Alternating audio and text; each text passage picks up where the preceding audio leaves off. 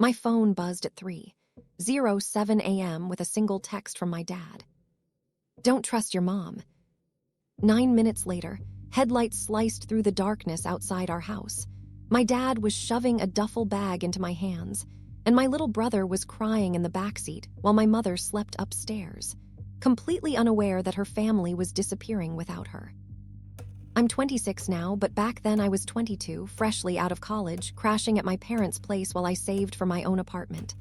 From the outside, we looked like a boring, stable suburban family. My dad worked long hours in logistics.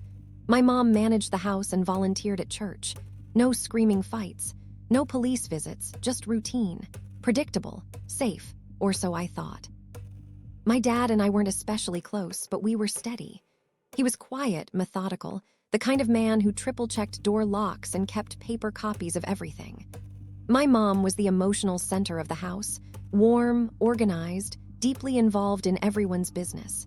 She liked control, but I'd always chalked that up to anxiety and love. So when that text came through, my first thought wasn't danger. It was confusion. I even typed back, "What?" But the message didn't deliver. No checkmark, no read, just silence. Then I heard the garage door.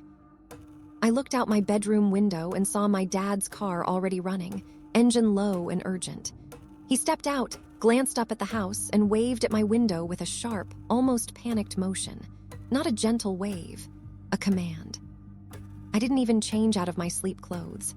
I grabbed my phone, wallet, and charger and ran downstairs. My mom's bedroom door was closed. The house smelled like laundry detergent and last night's coffee, normal, familiar things that made my chest tighten as I slipped on my shoes. Outside, my dad didn't explain. He just said, "Get in, wake your brother."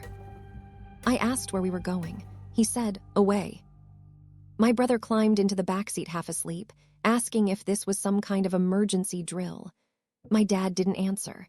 He pulled out of the driveway fast, tires crunching too loudly on gravel. As we turned the corner, I looked back at the house, dark, still, untouched. That's when my phone buzzed again. A message from my mom. "Where are you?" And before I could answer, my dad reached over and snapped my phone out of my hand. "Do not respond," he said. His voice wasn't angry, it was terrified. That was the moment I realized this wasn't a misunderstanding. This was a warning. And whatever my dad had discovered about my mother, it was bad enough that he was willing to run in the middle of the night and leave everything behind. We drove for nearly 20 minutes before my dad said another word. The highway was empty, the kind of empty that makes every passing streetlight feel like a countdown. My brother fell asleep again, curled against the door, thumb in his mouth like he used to when he was little. I stayed awake, staring at my dad's hands gripping the steering wheel so hard his knuckles were white. Finally, I whispered, is she in trouble?" He shook his head once. "No, she's the trouble." That sentence didn't make sense. My mom baked casseroles for sick neighbors. She organized birthday calendars. She cried during commercials about lost dogs. The idea that she was the threat felt absurd, like being told gravity had stopped working. I asked what he meant. He didn't answer right away. Instead, he took an exit toward an older part of town, rows of dark storefronts and closed gas stations. He parked behind a 24-hour pharmacy and turned the engine off. The silence was so sudden it made my ears ring. Then he looked at me and said, "I should have told you sooner." That was the second thing that scared me. My dad hated vague statements. If he said something like that, it meant he'd been carrying it for a long time. He told me it started 2 years earlier when my mom began helping with finances. At first, it was harmless, offering to pay bills online, suggesting they consolidate accounts. He trusted her. They'd been married almost 3 decades. Why wouldn't he? But then mail started disappearing. Bank statements, insurance notices. Once, a letter from his employer about a benefits change never reached him. When he asked my mom, she brushed it off. "Probably junk," she said. "I'll check with the post office." He didn't push. That was his mistake. A year later, he tried to apply for a small business loan. That's when the bank teller's face changed. She asked if he was aware of the outstanding balances. the credit cards in his name, the personal loan he'd supposedly co-signed. He hadn't. My dad spent the next 6 months quietly digging. Credit reports, old emails, online accounts he didn't remember creating. Everything led back to my mom. Not reckless spending, methodical transfers, careful timing, just enough to keep him from noticing until the numbers stacked too high to ignore. I asked him why he didn't confront her. He swallowed hard, because every time I got close, something happened. What kind of something? A tire slashed, a locked account suddenly unlocked, files missing from his laptop. And once, this made my stomach drop, his blood pressure medication swapped for identical-looking pills that did nothing. "I don't think she meant to hurt me," he said quickly, like he needed to believe that. "But she needed control, total control." My phone buzzed in my pocket. My dad stiffened instantly. I pulled it out slowly. 6 missed calls, all from Mom. Then a text came through. "Come home. We need to talk. I know you're with your father." I asked how she knew. My dad stared at the dark windshield, because she always knows. That's when he told me about the folder. Earlier that night, he'd gone into the attic to retrieve tax documents. Hidden behind a box of Christmas decorations, he found a sealed manila folder with his name written in my mom's handwriting. Inside were copies of his ID, his signature, practiced, perfected, and a handwritten checklist titled, "If he tries to leave." The last item was circled twice. "Contact the authorities." My chest went cold.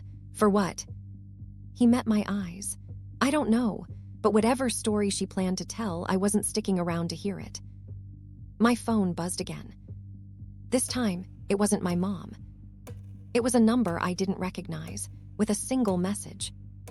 "This is Officer Reynolds. Please have your father contact us immediately regarding a family emergency." My dad closed his eyes. "Here it is," he said quietly.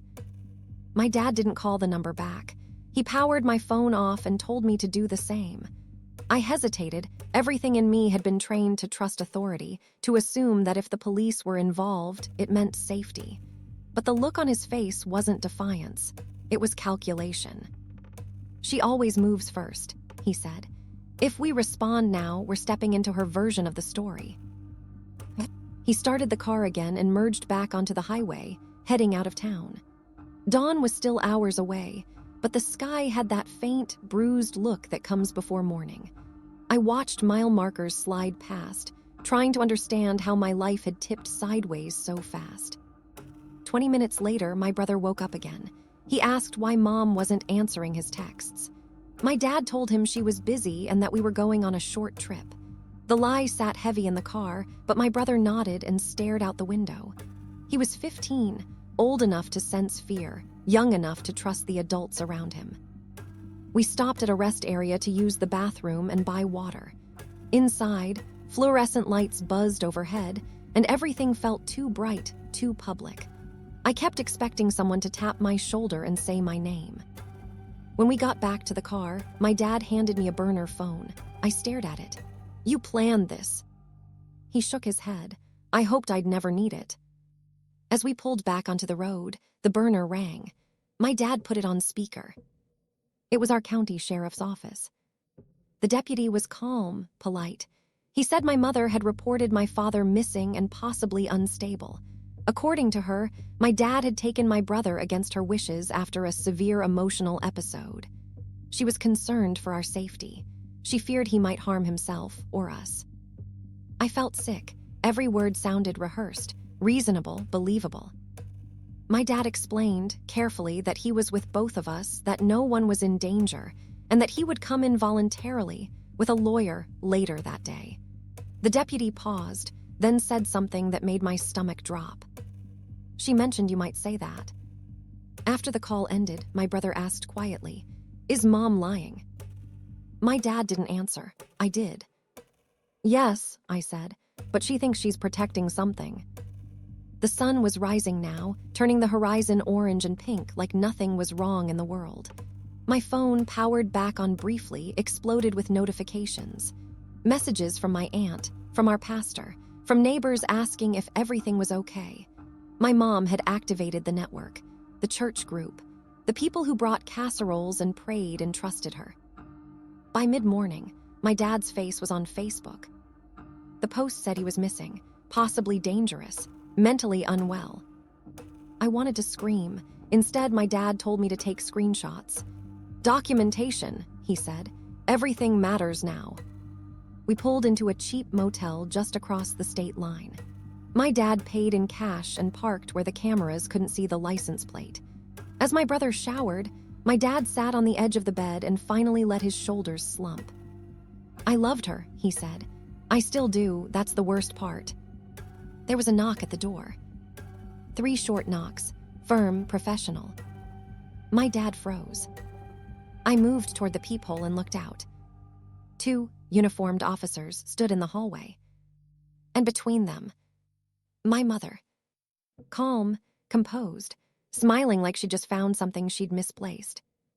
My mother didn't look angry. She didn't look frantic or betrayed or scared. She looked relieved. Like this whole situation had been a misunderstanding she'd finally cleared up.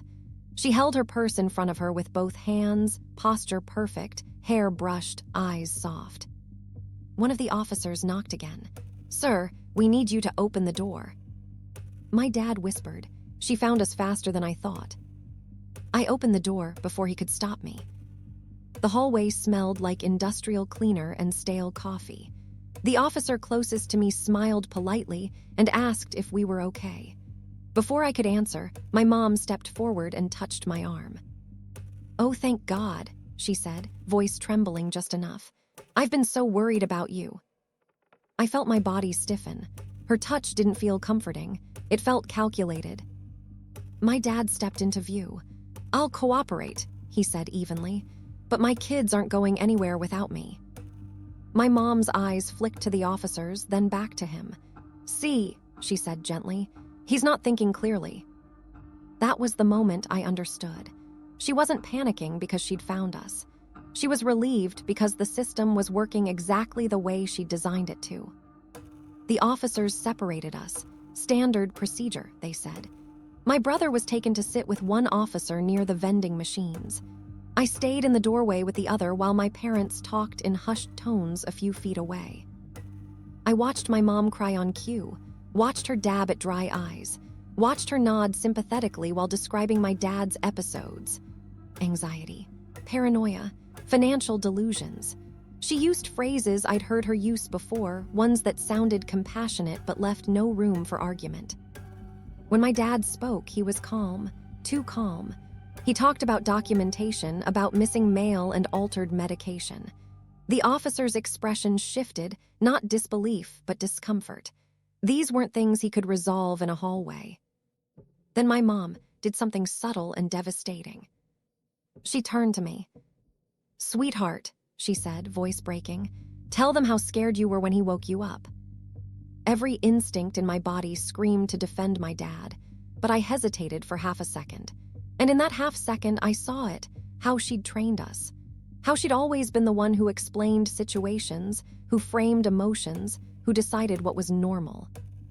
I took a breath. "I wasn't scared of my dad," I said. "I'm scared because of what he found." My mom's face didn't change, but her eyes hardened. The officers exchanged a look.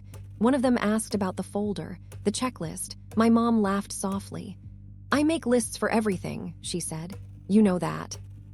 My dad pulled out his wallet and handed over copies, IDs, signatures, bank documents.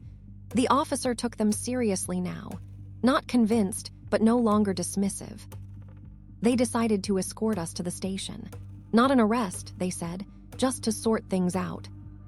As we walked down the hallway, my mom leaned close to me and whispered, so quietly only I could hear, "You don't know what you're doing." At the station, things slowed down. Lawyers were mentioned. Timelines established.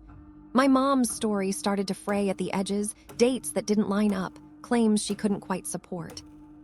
Then my dad asked for his medication. The desk sergeant checked the bag my mom had brought. Inside was the bottle. Wrong pills. Not harmful, just useless. The room went very still. My mom's smile finally disappeared. The desk sergeant held the pill bottle up to the light, turning it slowly like it might explain itself. The label had my dad's name on it. Correct dosage. Correct pharmacy. But the pills inside were wrong, vitamins, maybe, or sugar substitutes. Something harmless enough to claim a mistake. Something subtle enough to deny intent. My mom's voice came out smooth. Pharmacies mess up all the time. But no one agreed with her. They separated us completely after that. My brother and I were placed in a small interview room with a social worker who spoke softly and asked careful questions. Had we ever felt unsafe? Had our parents fought? Had our mom ever told us not to share things with our dad? That last question cracked something open. Memories surfaced that I'd never labeled as wrong before. My mom asking me to handle conversations with dad because he gets defensive. Her asking me to screenshot his messages, to tell her if he seemed off, to reassure her that I was on her side. At the time, it felt like loyalty. Now it felt like recruitment. Across the station, my dad was interviewed by a detective who specialized in financial crimes. The documentation helped. So did the pattern: accounts opened, closed, reopened. Money moved just enough to keep balances low, the checklist in her handwriting, the medication switch. Nothing was explosive on its own. Together, it painted a picture. By late afternoon, my mom stopped answering questions. Her lawyer arrived. The tone shifted. My dad wasn't arrested. Neither was my mom, but the detective told us something that stuck with me. Control doesn't always look like violence, he said. Sometimes it looks like care. We were released into my aunt's custody that evening. My mom didn't come with us. She didn't hug us goodbye. She just watched from across the lobby, face unreadable, like she was already recalculating. The fallout came fast. Emergency court orders, a forensic audit. My mom moved out of the house temporarily. Church friends took sides. Some stopped calling altogether. Others apologized for believing the Facebook post without question. My dad slept with his door locked for the first time in his life. A month later, the audit found more than we expected. Not millions, but enough to prove intent, enough to prove planning, enough that my mom accepted a plea deal instead of going to trial. She never admitted she meant harm, only that she'd been trying to keep the family together. I didn't visit her after that. Now, years later, my dad's health is stable. My brother is in college. I have my own apartment. My relationship with my mom is distant, civil, carefully bounded. Sometimes I still think about that first text, about how 9 words were enough to shatter everything I thought I knew. Hear what happened after. I learned that trust isn't about who loves you most. It's about who respects your autonomy when things stop going their way. And I learned that the scariest betrayals don't come with shouting or fists. They come wrapped in concern.